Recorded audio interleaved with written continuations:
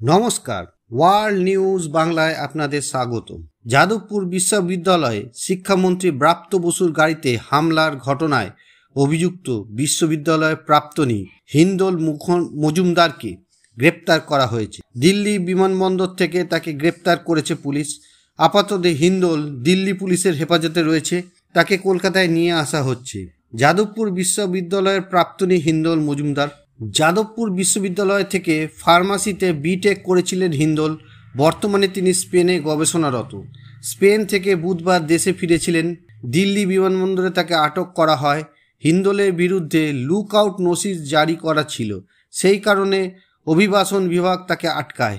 পরে তাকে হেফাজতে নেয় দিল্লি পুলিশ। তারপর কলকাতা পুলিশকে বিষয়টি জানানো হয়। যাদবপুর থানার তদন্তকারী আধিকারিকদের নেতৃত্বে কলকাতা পুলিশের একটি দল ইতিমধ্যে দিল্লি পৌঁছে গিয়েছে। তারা গ্রেপ্তারির প্রক্রিয়া সম্পূর্ণ করছে।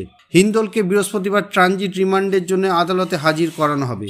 পুলিশ সূত্রের খবর, গত 1 মার্চ যাদবপুর বিশ্ববিদ্যালয়ে শিক্ষামন্ত্রীর গাড়িতে যে হামলার ঘটনা ঘটেছিল তার মূল চক্রী ছিলেন হিন্দোল। লুক আউট নোটিশের ভিত্তিতে তাকে বুধবার সকালে দিল্লি আটক করা হয়। তৃণমূলপন্থী অধ্যাপকদের সংগঠন ওয়েব কুপার বার্ষিক সম্মেলনে যোগ দিতে বিশ্ববিদ্যালয়ে গিয়েছিলেন ব্রাত্য।